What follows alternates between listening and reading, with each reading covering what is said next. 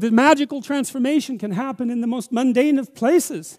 And so you say in your life, well, something grips you and fills you with interest.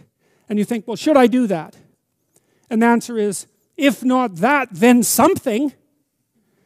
What if it's a mistake? It's a mistake. Rest assured. What do you know? You're going to stumble around, right? And what's going to happen is this. You're going to not stay in stasis. You're not going to wander around in circles. And I see people like that. They said, well, I never knew what to do, and now I'm 40. It's like, that's not so good. That's not so good. And you might say, well, and there is a literature, too, that suggests that people are a lot more unhappy when they look back on their lives about the things they didn't do than they are about the mistakes they made while they were doing things. And so that's really worth thinking about, too, because there's redemptive mistakes. And a redemptive mistake would be a mistake that you make when you go out and try to do something. You know, you think, okay, I'm going to try to do this. When you're not good at it, you make a bunch of mistakes. It's like, well, what's the consequence if you pay attention? Is you're not quite so stupid anymore.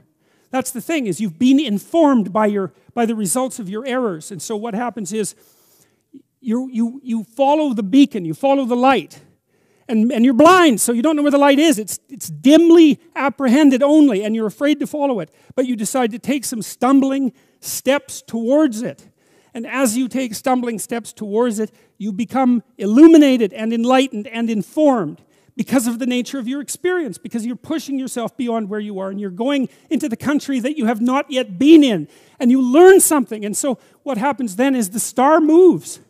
You move 10 feet towards it, and you think, no, that's not right. I didn't get it right. It isn't there. It's actually there. And so then you see it somewhere else, and you shift yourself slightly, and you move forward, and that's what happens. The infinite and the finite coexist, and most of the time we're in the place of the finite, but that doesn't mean that the place of the infinite doesn't exist. It just means that we can't get access to it. We just get intimations of it from time to time. You know, when things are going perfectly well for you, on those rare occasions where everything comes together, for the brief moment you inhabit that divine place and you have some sense of what your life could be like if you organized it from the smallest element to the largest element. And that's a place that you can inhabit, if not forever, in a manner that at least felt like forever. How do we know that Mother Nature's attitude towards you isn't negative because your attitude towards things isn't proper? If you aim properly, then nature aligns itself behind you. Now, it also arrays itself in front of you, perhaps even as an antagonist, but the power that it provides you with from within might be sufficient to overcome it from without. And I think that the clinical evidence is clear about that. Because one of the things that we do know is that if you take people who are confronting terrible things and shrinking from them, and you teach them how to structure their behavior so that they can advance with courage, everything works better for them. Their fears decrease and their character grows. And so there might be enough of nature within us to help us withstand the nature that's outside of us. And it depends, at least to some degree, on how it is that we orient ourselves in the world, to some unknowable degree. Autonomous individuals have their own will.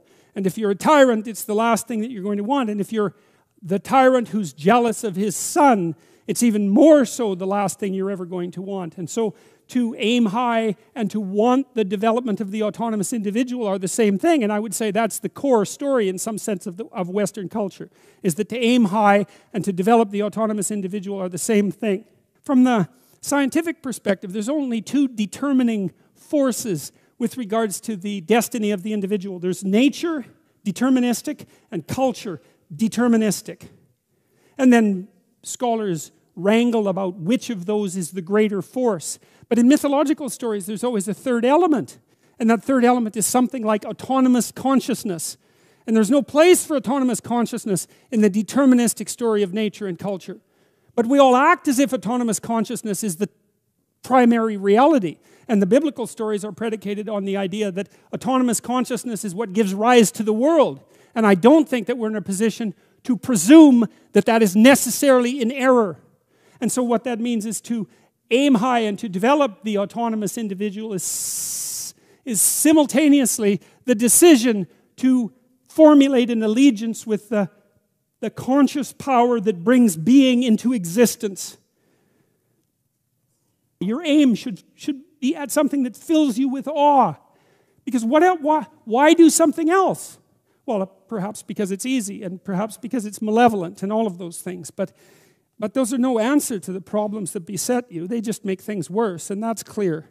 There's a saying, and I don't remember where it comes from, that it's better to have bread and water in peace than a feast in conflict. And like, that's not a saying, that's just the starkest possible description of the truth, because there's nothing worse than eating a grand meal with people you hate and despise that are at each other's throats. It's much better to have bread and water in peace. It's just clear-headed analysis of the structure of the world to say things like that.